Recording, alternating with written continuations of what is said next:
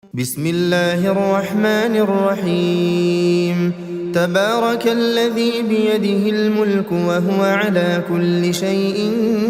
قدير، الذي خلق الموت والحياة ليبلوكم أيكم أحسن عملا وهو العزيز الغفور، الذي خلق 7 سماوات طباقا ما ترى في خلق الرحمن من تفاوت فارجع البصر هل ترى من فطور ثم ارجع البصر كرتين ينقلب إليك البصر خاسئا وهو حسير، ولقد زينا السماء الدنيا بمصابيح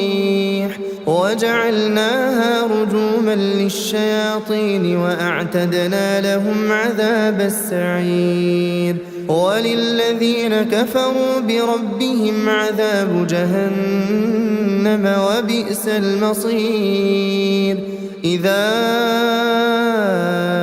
ألقوا فيها سمعوا لها شهيقا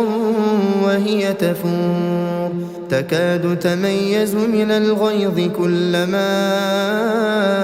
ألقي فيها فوج سألهم خزنتها ألم يأتكم نذير؟ قالوا بلى قد جاءنا نذير فكذبنا وقلنا ما نزل الله من شيء إن أنتم إلا في ضلال كبير. وقالوا لو كنا نسمع أو نعقل ما كنا في أصحاب السعير، فاعترفوا بذنبهم فسحقا لأصحاب السعير. إن الذين يخشون ربهم بالغيب لهم مغفرة وأجر كبير. وأسروا قولكم أو اجهروا به إنه عليم بذات الصدور. ألا يعلم من خلق وهو اللطيف الخبير. هو الذي جعل لكم الأرض ذلولا فامشوا في مناكبها وكلوا من رزقه وإليه النشور. أأمنتم من في السماء أن يخسف بكم الأرض فإذا هي تمور أم أمنتم من في السماء أن يرسل عليكم حاصبا فستعلمون كيف نذير. ولقد كذب الذين من قبلهم فكيف كان نكير. أولم يروا إلى الطير فوقهم صافات ويقبضن ما يمسكهن إلا الرحمن إنه بكل شيء بصير. أمن هذا الذي هو جند لكم ينصركم من دون الرحمن إن الكافرون إلا في غرور. أمن هذا الذي يرزقكم إن أمسك رزقه بل لجوا في عتو ونفور. أفمن يمشي مكبا على وجهه أهدى أمن يمشي سويا على صراط مستقيم. قل هو الذي أنشأكم وجعل لكم السمع والأبصار والأفئدة قليلا ما تشكرون. قل هو الذي ذرأكم في الأرض وإليه تحشرون ويقولون متى هذا الوعد إن كنتم صادقين قل إنما العلم عند الله وإنما أنا نذير مبين فلما رأوه زلفة سيئت وجوه الذين كفروا وقيل هذا الذي كنتم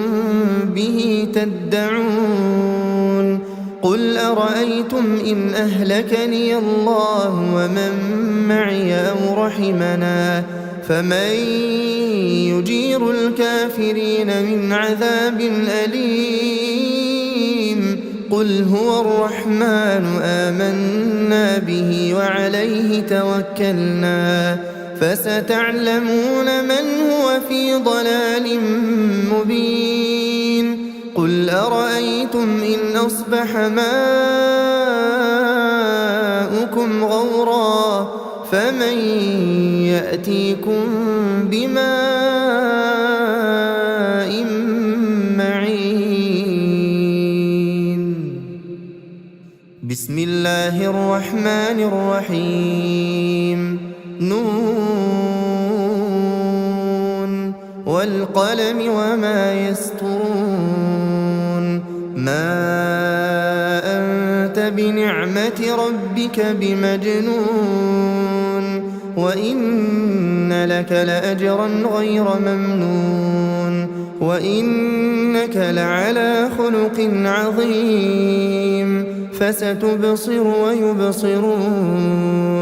بأيكم المفتون إن ربك هو أعلم بمن ضل عن سبيله وهو أعلم بالمهتدين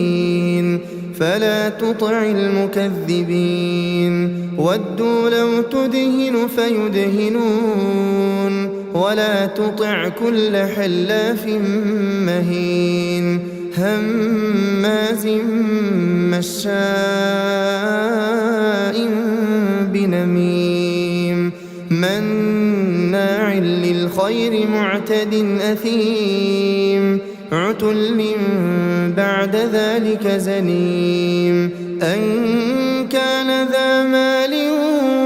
وبنين إذا تتلى عليه آياتنا قال أساطير الأولين سنسمه على الخرطوم إنا بلوناهم كما بلونا أصحاب الجنة إذ أقسموا ليصرمنها مصبحين ولا يستثنون فطاف عليها طائف من ربك وهم نائمون فأصبحت كالصريم فتنادوا مصبحين أن اغدوا على حرثكم إن كنتم صارمين فانطلقوا وهم يتخافتون ألا يدخلنها اليوم عليكم مسكين وغدوا على حرد قادرين فلما رأوها قالوا إنا لضالون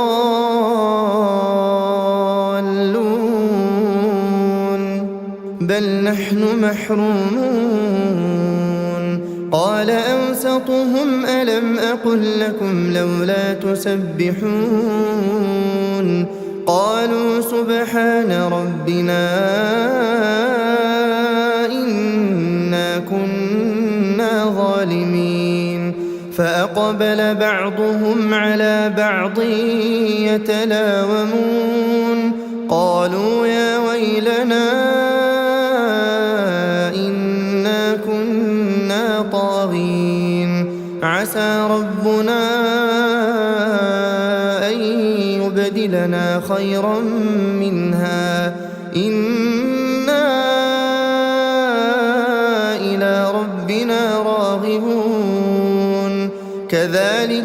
العذاب ولعذاب الآخرة أكبر لو كانوا يعلمون إن للمتقين عند ربهم جنات النعيم أفنجعل المسلمين كالمجرمين ما لكم كيف تحكمون أم لكم كتاب فيه تدرسون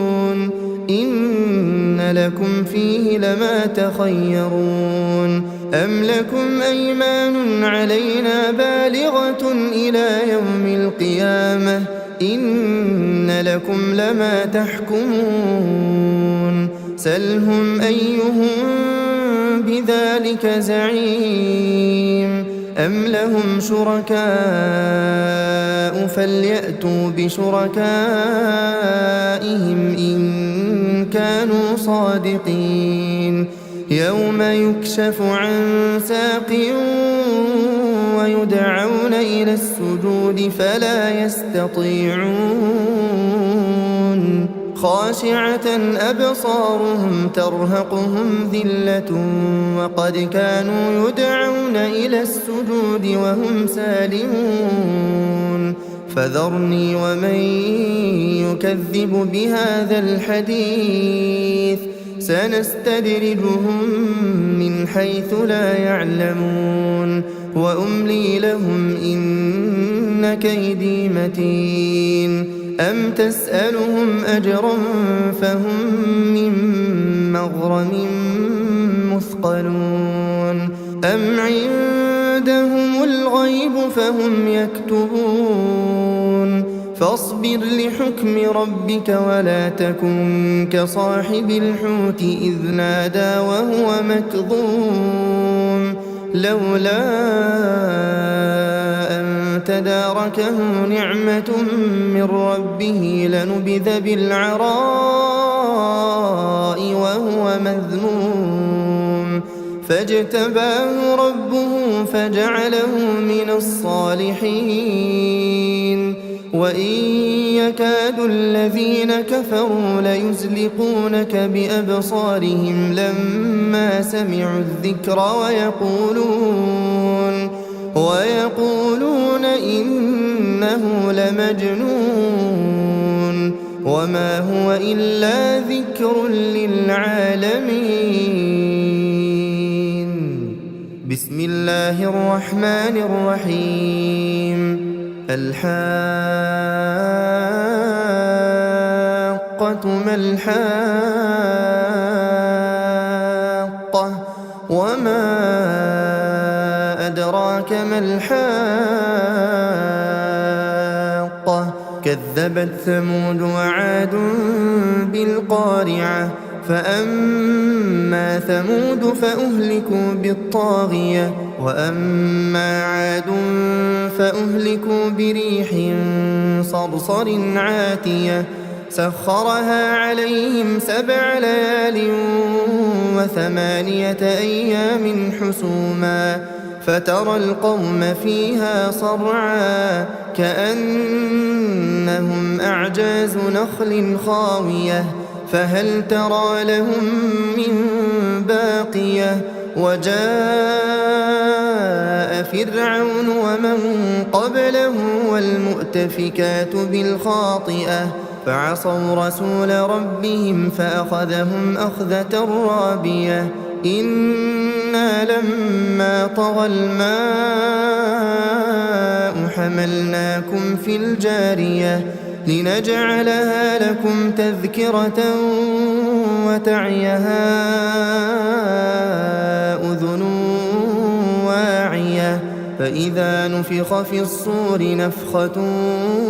واحدة وحملت الأرض والجبال فدكتا دكة واحدة فيومئذ وقعت الواقعة وانشقت السماء فهي يومئذ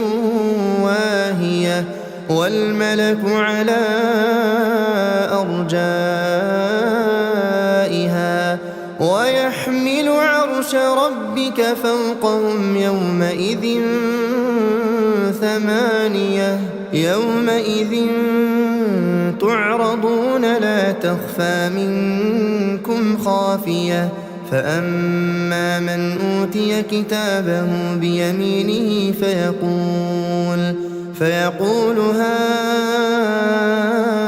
اقرءوا كتابيه إني ظننت أني ملاق حسابيه فهو في عيشة راضية في جنة عالية قطوفها دانية كلوا واشربوا هنيئا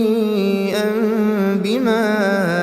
أسلفتم في الأيام الخالية وأما من أوتي كتابه بشماله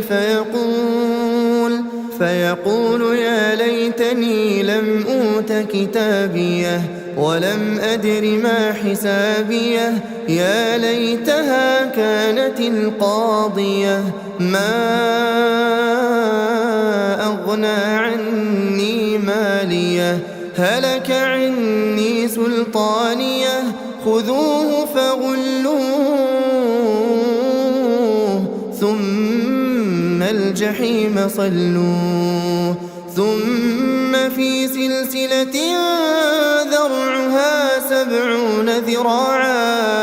ذرعها 70 ذراعا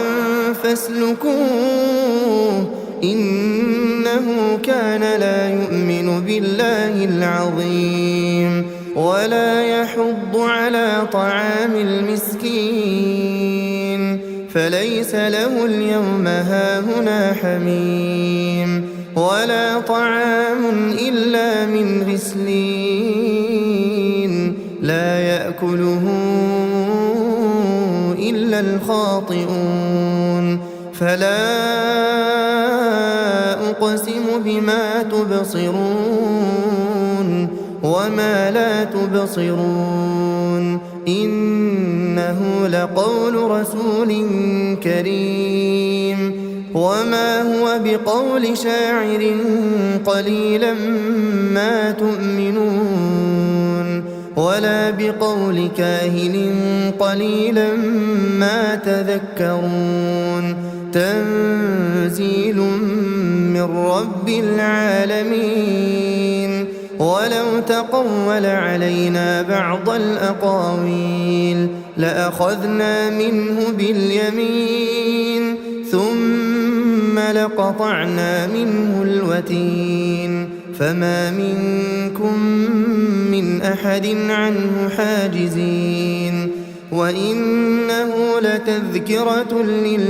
للمتقين وإنا لنعلم أن منكم مكذبين وإنه لحسرة على الكافرين وإنه لحق اليقين فسبح باسم ربك العظيم بسم الله الرحمن الرحيم سأل سائل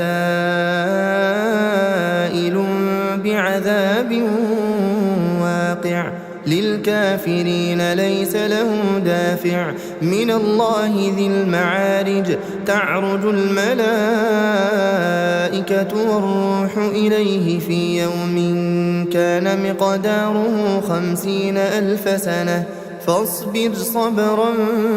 جميلا إنهم يرونه بعيدا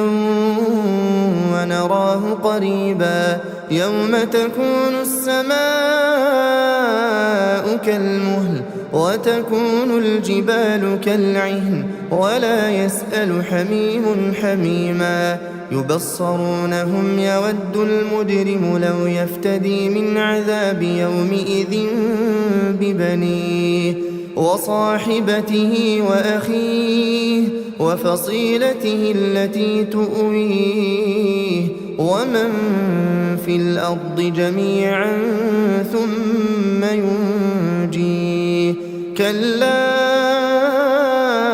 إنها لظى نزاعة للشوى تدعو من أدبر وتولى وجمع فأوعى إن الإنسان خلق هلوعا إذا مسه الشر جزوعا وإذا مسه الخير منوعا إلا المصلين الذين هم على صلاتهم دائمون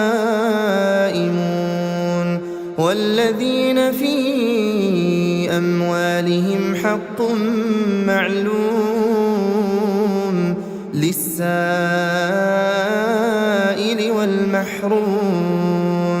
والذين يصدقون بيوم الدين والذين هم من عذاب ربهم مشفقون إن عذاب ربهم غير مأمون والذين هم لفروجهم حافظون إلا على أزواجهم أو ما ملكت أيمانهم فإنهم غير ملومين فمن ابتغى وراء ذلك فأولئك هم العادون والذين هم لأماناتهم وعهدهم راعون والذين هم بشهاداتهم قائمون والذين هم على صلاتهم يحافظون أولئك في جنات مكرمون فما للذين كفروا قبلك مهطعين عن اليمين وعن الشمال عزين أيطمع كل امرئ منهم أن يدخل جنة نعيم كلا إنا خلقناهم مما يعلمون فلا أقسم برب المشارق والمغارب إنا لقادرون على أن نبدل خيرا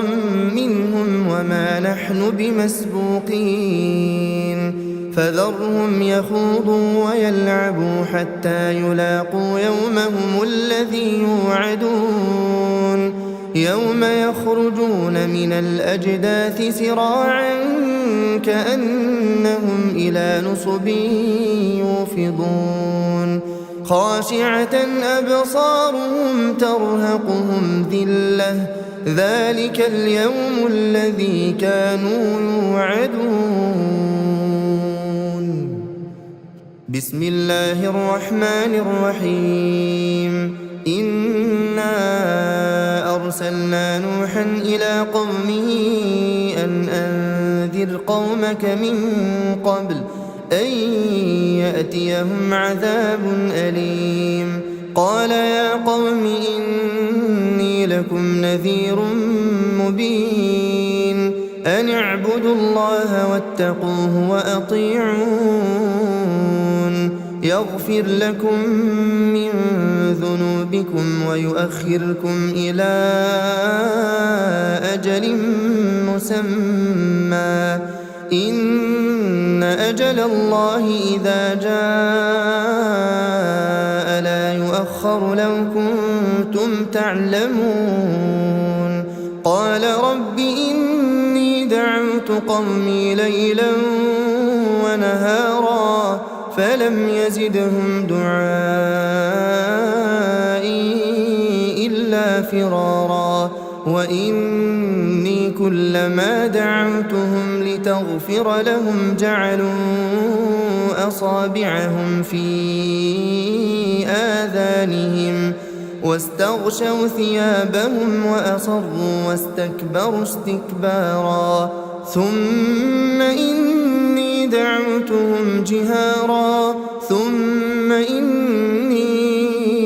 أعلنت لهم وأسررت لهم إسرارا فقلت استغفروا ربكم إنه كان غفارا يرسل السماء عليكم مدرارا ويمددكم بأموال وبنين ويجعل لكم جنات ويجعل لكم أنهارا ما لكم لا ترجون لله وقارا وقد خلقكم أطوارا ألم تروا كيف خلق الله 7 سماوات طباقا وجعل القمر فيهن نورا وجعل الشمس سراجا والله أنبتكم من الأرض نباتا ثم يعيدكم فيها ويخرجكم إخراجا والله جعل لكم الأرض بساطا لتسلكوا منها سبلا فجاجا قال نوح رب إنهم عصوني واتبعوا من لم يزده ماله وولده إلا خسارا ومكروا مكرا كبارا وقالوا لا تذرن آلهتكم ولا تذرن ودا ولا سواعا ولا يغوث ويعوق ونسرا وقد أضلوا كثيرا ولا تزد الظالمين إلا ضلالا مما خطيئاتهم أغرقوا فأدخلوا نارا فلم يجدوا لهم من دون الله أنصارا وقال نوح رب لا تذر على الأرض من الكافرين ديارا إنك إن تذرهم يضلوا عبادك ولا يلدوا إلا فاجرا كفارا رب اغفر لي ولوالدي ولمن دخل بيتي مؤمنا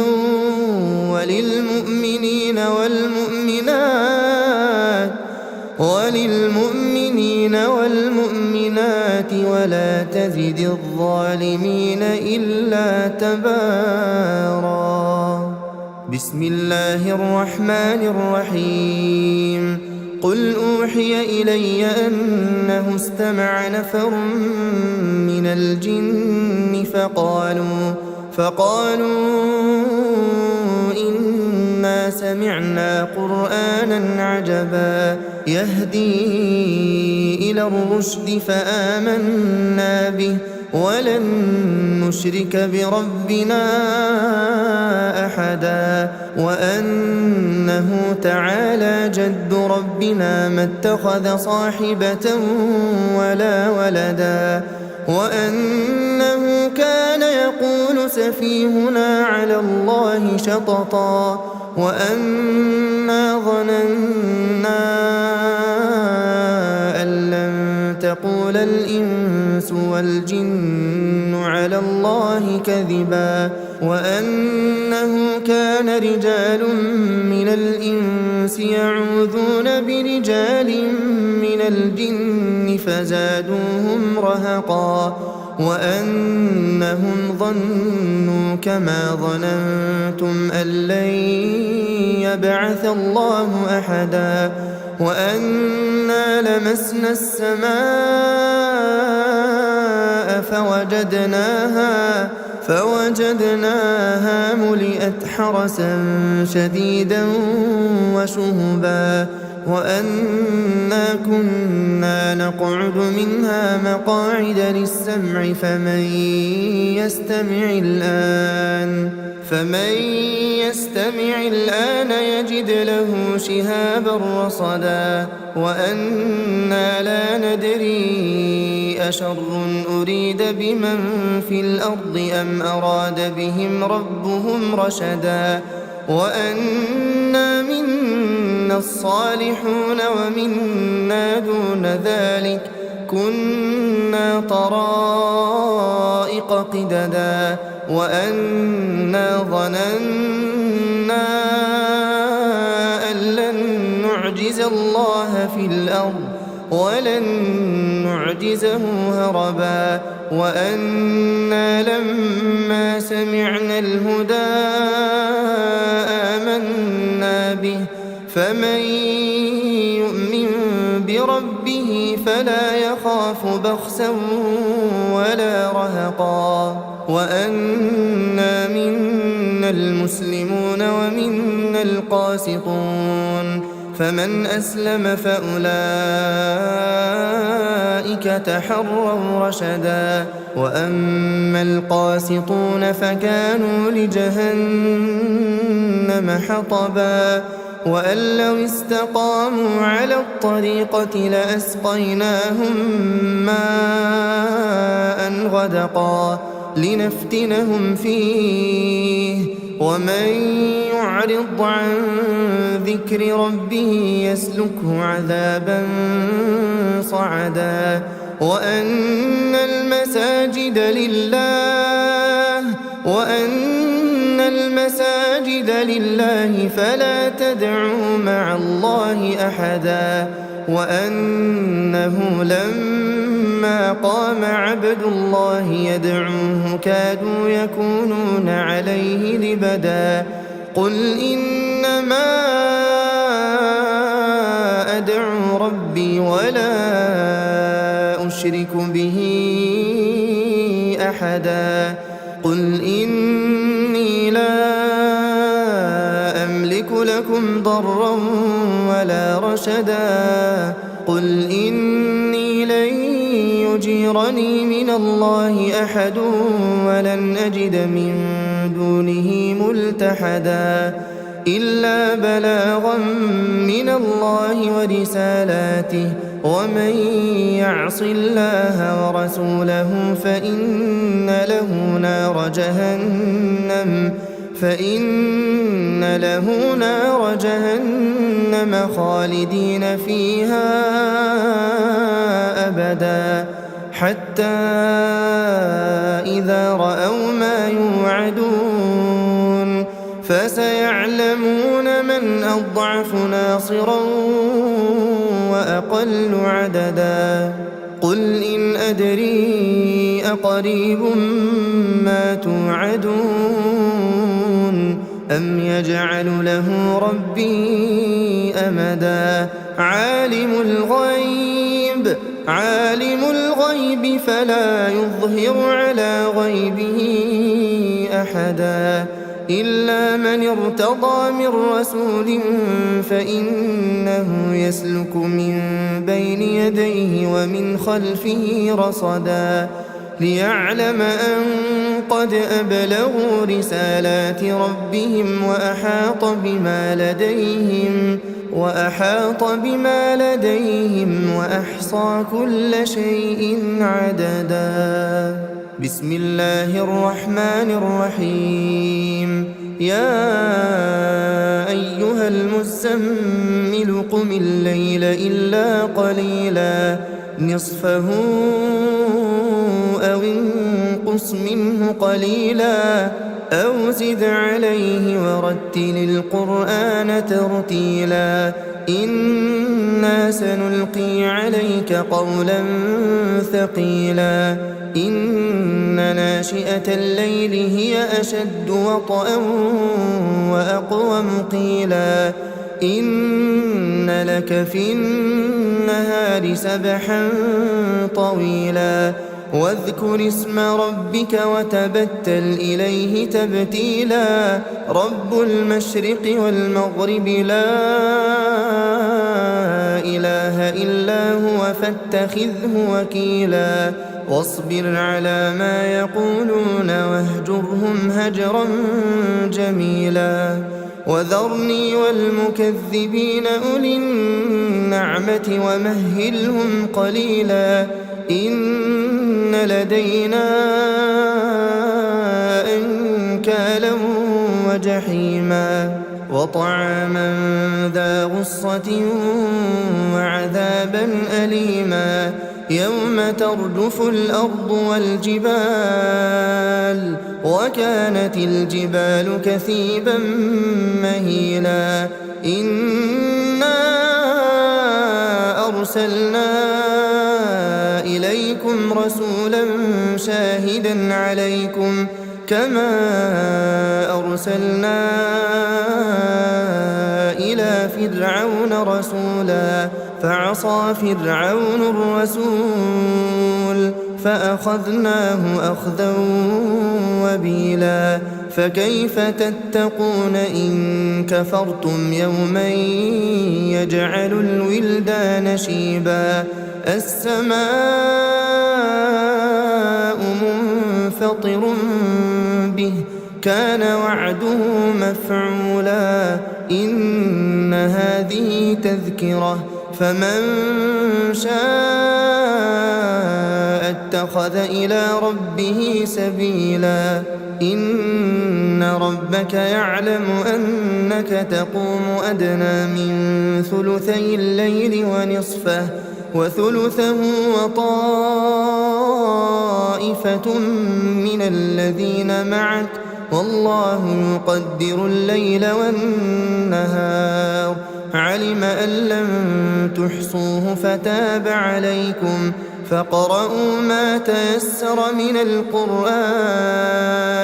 علم أن سيكون منكم مرضى وآخرون يضربون في الأرض يبتغون من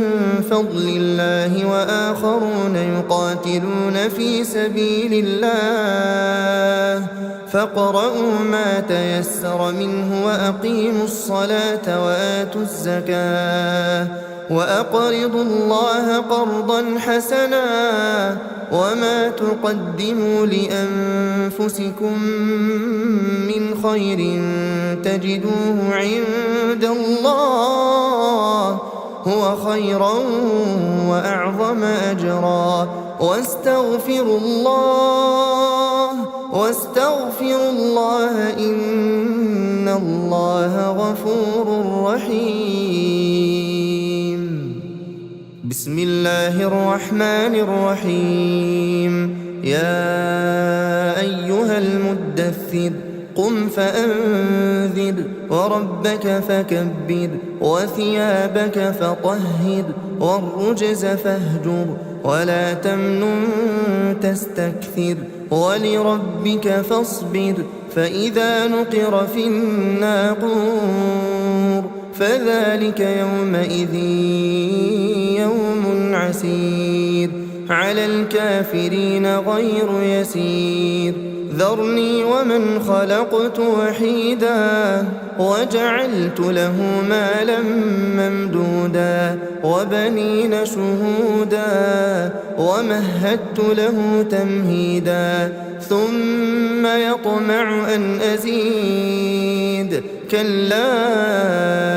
إنه كان لآياتنا عنيدا سأرهقه صعودا إنه فكر وقدر فقتل كيف قدر ثم قتل كيف قدر ثم نظر ثم عبس وبسر ثم أدبر واستكبر فقال إن هذا إلا سحر يؤثر إن هذا إلا قول البشر سأصليه سقر وما أدراك ما سقر لا تبقي ولا تذر لواحة للبشر عليها 19 وما جعلنا أصحاب النار إلا ملائكة وما جعلنا عدتهم إلا فتنة للذين كفروا ليستيقن الذين أوتوا الكتاب ويزداد الذين آمنوا إيمانا ولا يرتاب الذين أوتوا الكتاب والمؤمنون وليقول الذين في قلوبهم مرض والكافرون ماذا أراد الله بهذا مثلا كذلك يضل الله من يشاء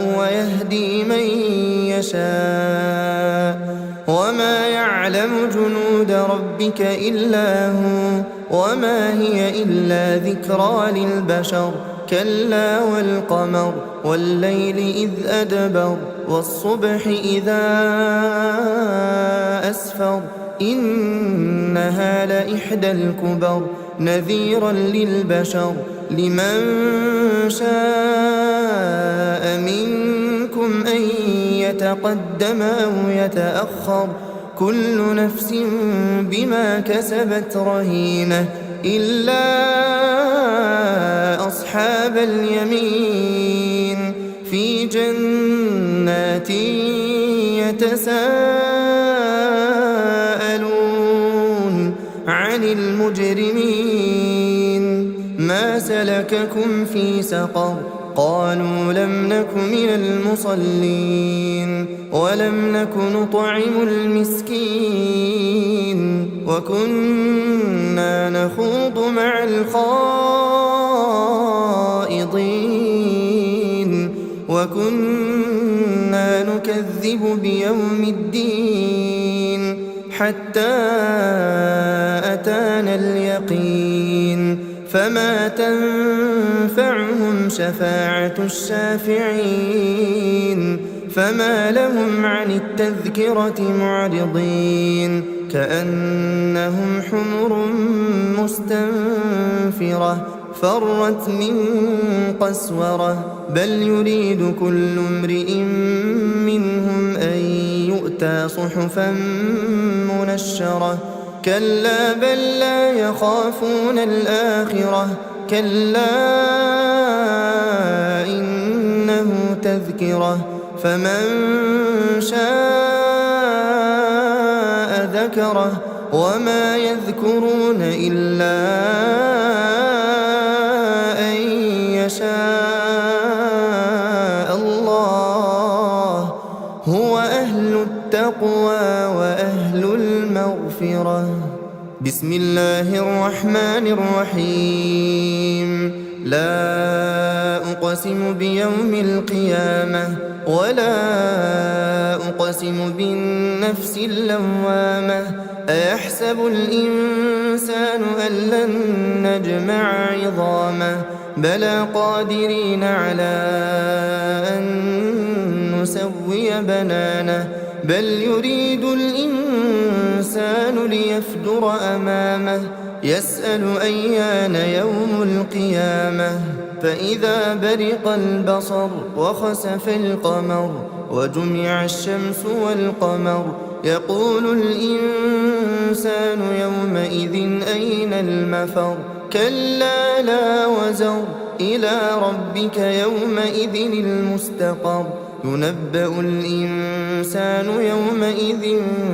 بما قدم وأخر بل الإنسان على نفسه بصيرة ولو ألقى معاذيره لا تحرك به لسانك لتعجل به إن علينا جمعه وقرآنه فإذا قرأناه فاتبع قرآنه ثم إن علينا بيانه كلا بل تحبون العاجلة وتذرون الآخرة وجوه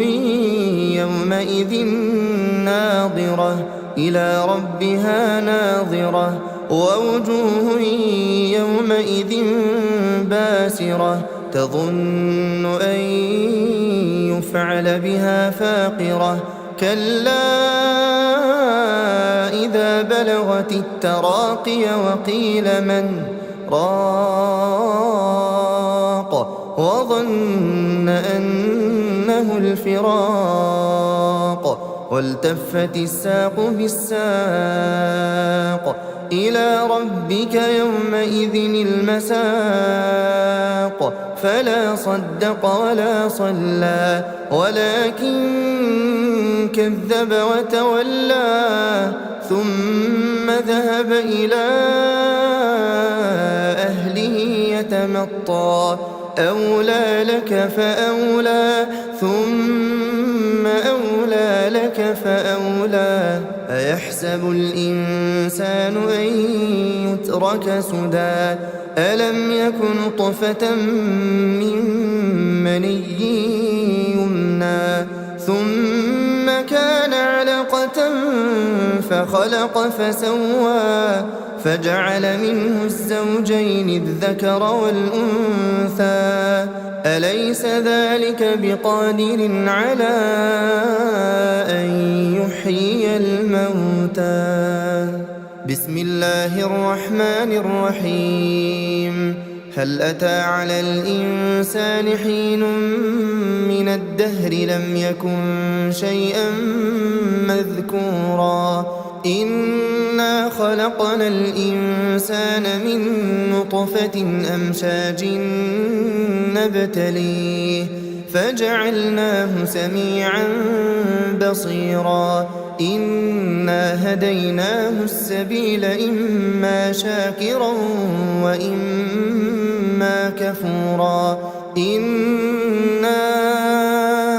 أعتدنا للكافرين سلاسل وأغلالا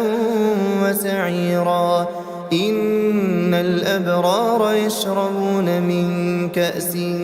كان مزاجها كافورا عينا يشرب بها عباد الله يفجرونها تفجيرا يوفون بالنذر ويخافون يوما كان شره مستطيرا ويطعمون الطعام على حبه مسكينا ويتيما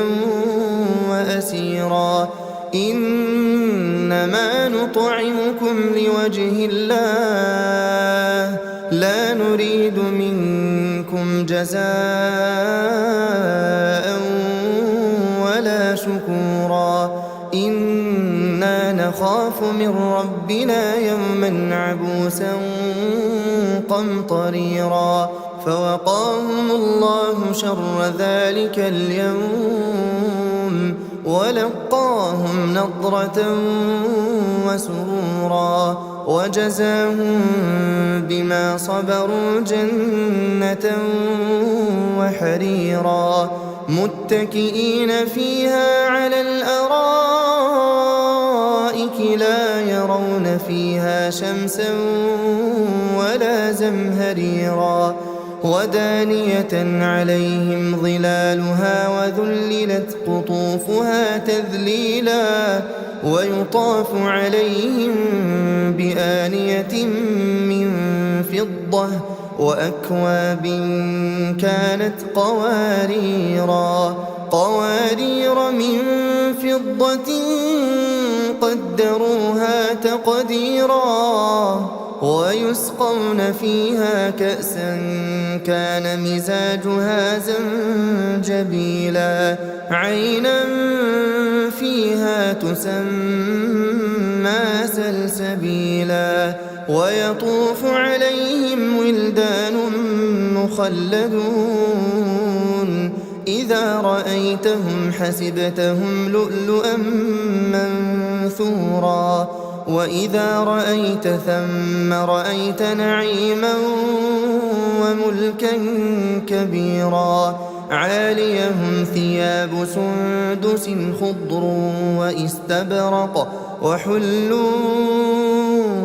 أساور من فضة وسقاهم ربهم شرابا طهورا إن هذا كان لكم جزاء وكان سعيكم مشكورا إنا نحن نزلنا عليك القرآن تنزيلا فاصبر لحكم ربك ولا تطع منهم آثما أو كفورا واذكر اسم ربك بكرة وأصيلا ومن الليل فاسجد له وسبحه ليلا طويلا إن هؤلاء يحبون العاجلة ويذرون وراءهم نحن خلقناهم وشددنا أسرهم وإذا شئنا بدلنا أمثالهم تبديلا إن هذه تذكرة فمن شاء اتخذ إلى ربه سبيلا وما تشاءون إلا أن يشاء الله إن الله كان عليما حكيما يدخل من يشاء في رحمته والظالمين أعد لهم عذابا أليما.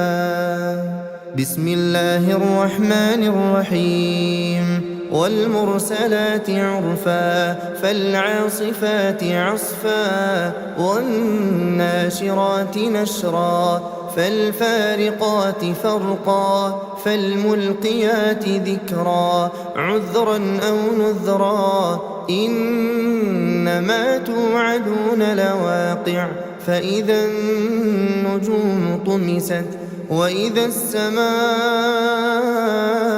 فرجت وإذا الجبال نسفت وإذا الرسل أقتت لأي يوم أجلت ليوم الفصل وما أدراك ما يوم الفصل ويل يومئذ للمكذبين ألم نهلك الأولين ثم نتبعهم الآخرين كذلك نفعل بالمجرمين ويل يومئذ للمكذبين ألم نخلقكم من ماء مهين فجعلناه في قرار مكين إلى قدر معلوم فقدرنا فنعم القادرون ويل يومئذ للمكذبين ألم نجعل الأرض كفاتا أحياء وأمواتا وجعلنا فيها رواسي شامخات وأسقيناكم ماء فراتا ويل يومئذ للمكذبين انطلقوا إلى ما كنتم به تكذبون انطلقوا إلى ظل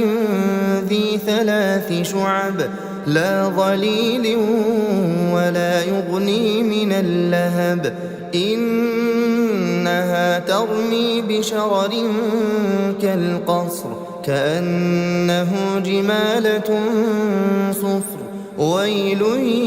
يومئذ للمكذبين هذا يوم لا